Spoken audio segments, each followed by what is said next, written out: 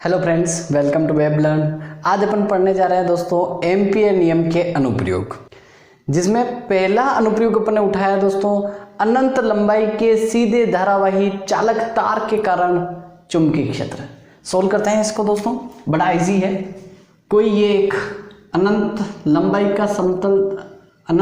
का सीधा धारावाही चालक तार है। ये अनंत लंबाई का है, इसकी लंबाई अनंत है।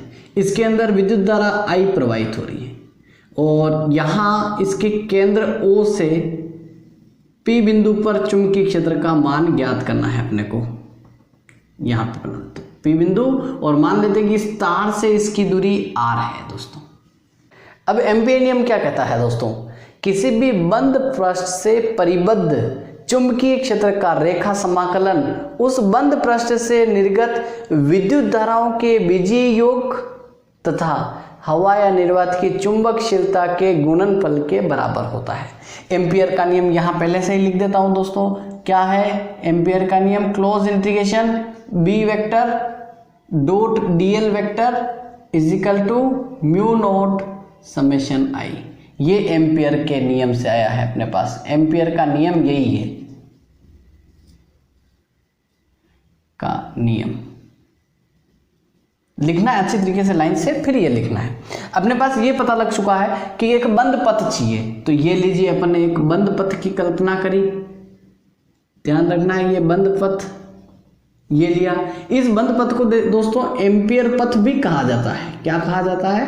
एम्पियर पथ। ये काल्पनिक पथ है, कल्पना की गई कि इस बंद पृष्ठ से होकर विद्युत धारा प्रवाहित हो रही है। तो दोस्तों यहाँ पे समेशन आई की वैल्यू तो आई हो जाए। अब यहाँ पर इस बंद पृष्ठ में अपने को ध्यान रखना है कि यहाँ पे ये डॉट प्रोडक्ट आ रहा है, और जब दो सदिशों का डॉट प्रोडक्ट क्या करा जाता है तो कोस थीटा आता है, और क्रॉस प्रोडक्ट किया जाता है तो साइन थीटा आता है। तो यहाँ पे अपने पास close integration B D L cos theta is equal to mu naught, और कितनी विद्युत धारा प्रवाहित हो रही है? आई विद्युत धारा प्रवाहित हो रही है। ये बात क्लियर है? ओके। अब यहां पर इस बिंदु पर दोस्तों यहां पर एक अपने को डीएल मानना पड़ेगा, अल्पांश डीएल माना। इसकी डायरेक्शन भी इधर, और यहां पर चुंबकीय क्षेत्र की डायरेक्शन क्या होगी दोस्तों?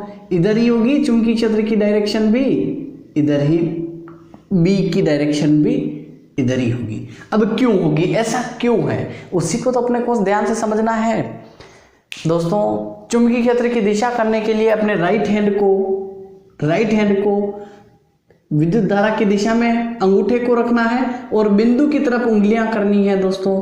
तो जो अपने हथेली की दिशा होगी वही क्या होगी? चुंबकीय क्षेत्र की दिशा। अब चुंबकीय क्षेत्र की दिशा अपने को पता है कि लंबवत अंदर की ओर हो रही है, तो हो क्या रहा है इससे समझते हैं।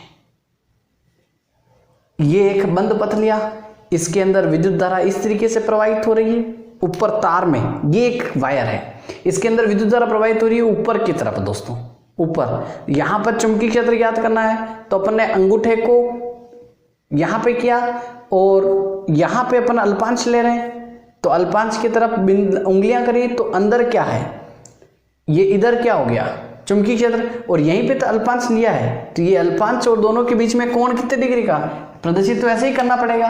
तो थीटा कितने डिग्री का अपने पास? 0 डिग्री का। डीएल एक बार और समझते हैं दोस्तों।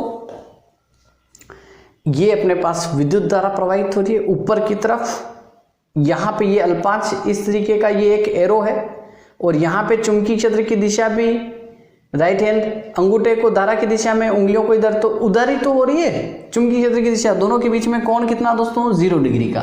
तो यहाँ पे अपने पास close integration B D L cos 0 is equal to degree mu naught I. अब यहाँ पे इसको पूरा एक चक्कर कितना आ रहा है? इसकी परिधि के बराबर 0 से 2 पाई आर।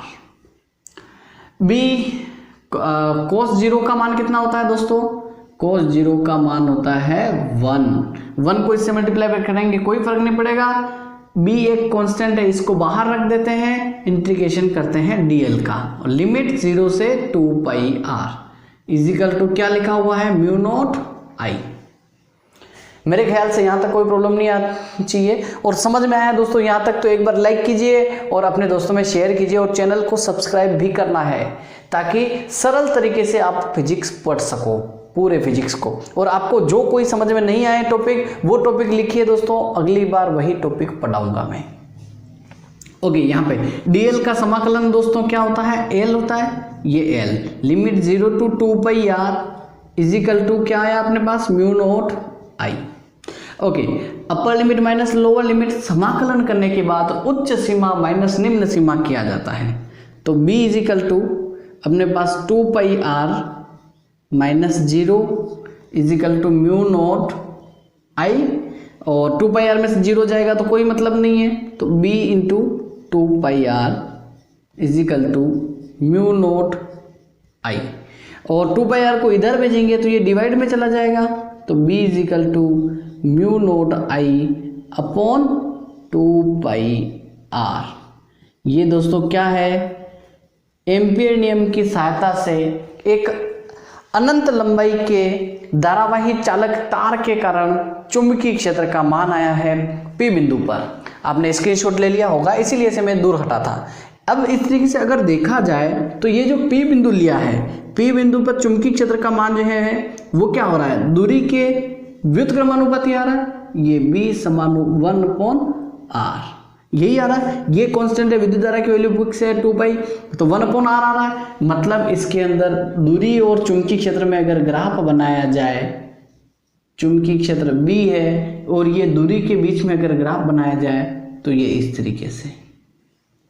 दोस्तों इस ग्राफ को एक तरीके से और बना सकते हैं, किस तरीके से, यही ग्राफ ऐसे भी बनाया जा सकता है, ये B है और ये 1/r है, इनके बीच में ग्राफ बनाएंगे तो इस तरीके से प्राप्त होता है। कंफ्यूज नहीं होना है, ध्यान रखना है कि 1/r के बीच में ग्राफ बनाया तो सीधी रेखा, और r के बीच में ग्राफ बनाएंगे तो इस तरीके की एक बिंदु आएगी।